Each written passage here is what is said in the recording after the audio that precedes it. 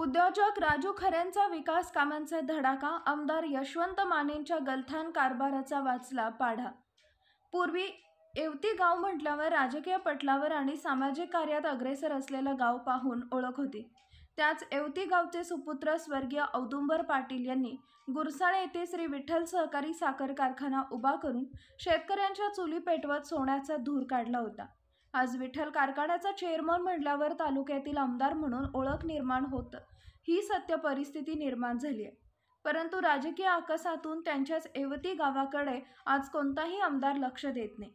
त्यांचा वापर फक्त मतांसाठी करून विकास कामांपासून वंचित ठेवलं जात आहे। त्यांच्या मदतीला उद्योजक राजू खरे धावले। सध्या मोहोळ तालुक्यातील येवती या गावामध्ये लाखो रुपयांची विकास कामं सुरू आहेत। पंढरपूर तालुक्याचे माजी आमदार विठ्ठल सहकारी साखर कारखान्याचे संस्थापक अध्यक्ष स्वर्गीय औदुंबर अण्णा पाटील हे येवती गावचे सुपुत्र। या गावात गेल्या 4 दिवसांपूर्वी मोहोळ मतदारसंघाचे संभाव्य उमेदवार राजू खरे यांनी या गावामध्ये गाववाड्याच्या रस्त्यासाठी तब्बल 80 लाखांचा निधी दिला गेला। मग आमदार असलेले किती निधी दिला गेला याबाबत आता येणाऱ्या विधानसभेच्या धर्तीवर नेमकी काय परिस्थिती आहे ती आपण जाणून घेऊयात। माझं नाव ज्योतिराम गोडसे, राहणार येवती। राजभाऊंनी आम्ही एक वेळ गेलतो गावातले बरेच जण राजभाऊंकडे, राजूभाऊ खरेंकडे। गावात रस्त्याची अडचण होती। मग ते रस्त्याची अडचण असल्या कारणानं आम्ही गेल्यानंतर आम्ही प्रमुख 4 रस्त्यांची शेतात जाण्यासाठीचे मागणी केली। मागणीनंतर भाऊंनी एका महिन्यात रस्ते मंजूर करून आणून परवा आम्ही गेल्या 4 दिवसाखाली उद्घाटन केलं त्या रस्त्यांचं। खरे भाऊ स्वतः आलते आणि या रस्त्याचं उद्घाटन केल्यानंतर जो पालखी मार्ग आहेत आमचे 4 रस्ते गावातली यात्रा चालू असल्या कारणामुळं ते 4ही रस्त्याचं काम भाऊंनी आम्ही एक वेळ बोललो, भाऊ म्हणले उद्यापासून काम चालू, स्वखर्चातनं भाऊंनी रस्ते दिलेत। ही पालखी मार्ग ते 80 लाखाचा निधी आणलेलं रस्त्याचं काम चालू, पण त्यानंतर हे रस्ते भाऊंनी स्वखर्चातनं पालखी मार्गासाठी दिलेत। काय वाटते एकंदरीत परिस्थिती पाहता आता? परिस्थिती ह्या गावाची सगळ्यात जास्त खरे भाऊंकडेच कला आहे आमच्या गावातल्या। आता महायुतीतनं आता ते तिकीट आता ते महायुतीत आकार असल्यामुळं आता तिकीट दिले आता त्यांना यशवंत मानेने तिकीट आता राजभाऊ खरे हाच पक्ष आहे गावकऱ्यांचा, बऱ्याच जणांचा। आणि शक्यतो नाही कुठून दिलं तर आमचं म्हणणं आहे की भाऊनी तुतारीकडनं लढाव, एक इच्छा आमच्या गावकऱ्यांची सगळ्यांची। राजभाऊंचं तालुक्यात काम कसं वाटते तुम्हाला? तर एकंदरीत तालुक्यात काम जोरात आहे। 15 टँकर पाणी पुरवठा चालू होता।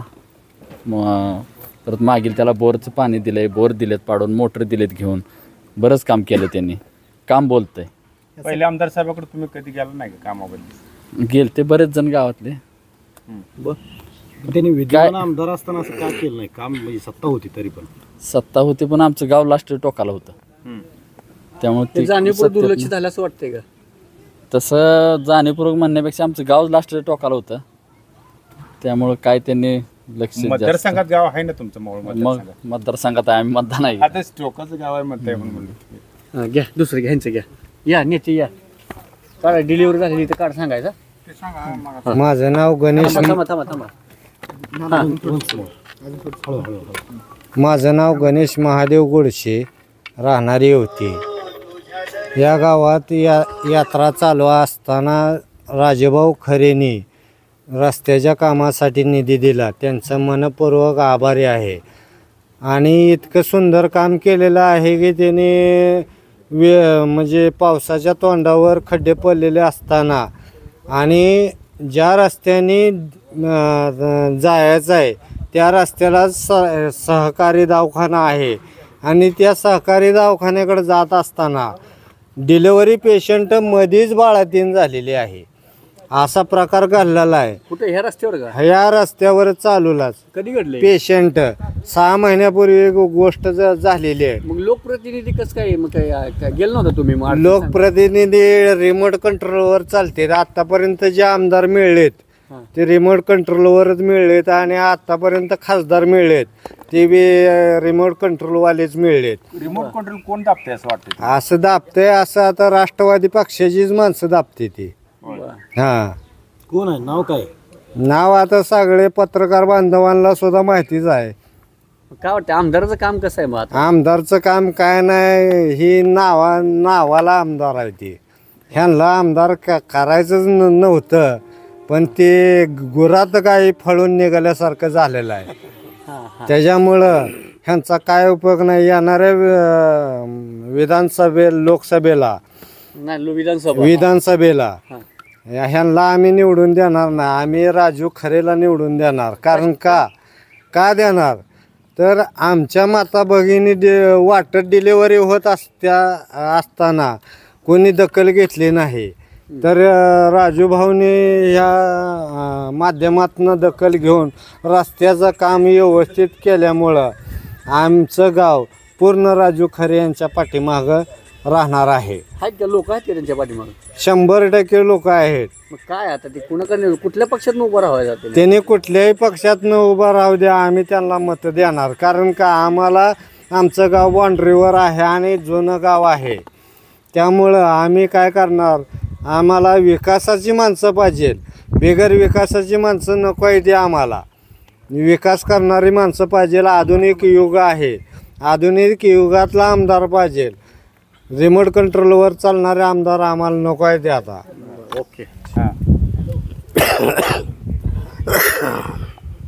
नाव सांगा. माझं नाव संभाजी नवनाथ भांडलकर, शिंदेगड शिवसेनेचा उपतालुका अध्यक्ष आहे मी. जवळ 2-2.5 वर्ष झालं भाऊची आमची ओळख आहे. भाऊचं मोहोळ तालुक्यामध्ये 1 नंबर काम चालू आहे. मागील त्याला पाणी, मागील त्याला वाटा किंवा दवाखान्याची कामं, म्हणजे एकदम 1 नंबर भाऊचं काम मोहोळ तालुक्यात चालू आहे. मग येवती गावाला केव्हाही कुणी वाटा एवढं दिली नाही. द्या 4 वाटा दिले, ते 80 लाख रुपये निधी मंजूर करून आणला भाऊनं.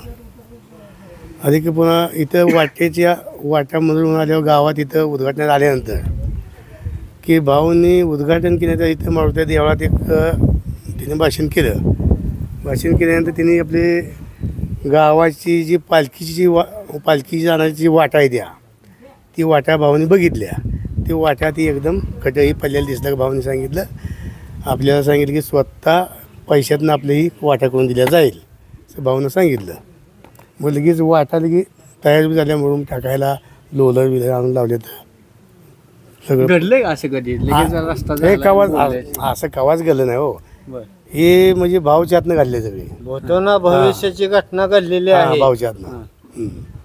बरं, काय वाटतं एकंदरीत आता भाऊनी काय कुठल्या पक्षात जावं, कुणाकडे लढावं, काय? आता एकूण होतं आपलं अजित पवार गटात आपलं यशवंत माने फिक्स झाले भाजपमधनं. हां. मग आता भाऊला आता कुणी पडायचं. मग आमचं तर म्हणणं आहे, माझं तर भाऊनं आपलं सरळ आपलं तुतारी हातात घ्यावं. तर हां. भाऊ तुतारी 101% निवडून शिंदे देणार. गटात- अहो असू द्या, आम्ही शिवसेनेचं हां. आम्ही कुठेही असू द्या, हां. फक्त भाऊला निवडून आणायचं आहे. बरं. यशवंत मानेंचा एवढा काही मेळ लागेल का नाही? नाही कसं आहे, भाऊन जर तुतारी हातात घेतली, यशवंत मानेचा मेळ लागत नाही. म्हणजे असं बरं. नाही लागत. यशवंत माने कधी गावाकडे आले नाही, तर त्यांना मत कशी टाकायची राव. पत्रकार बांधवांना विनंती आहे, यशवंत मानेचं नाव सुद्धा काढू नका कुठं.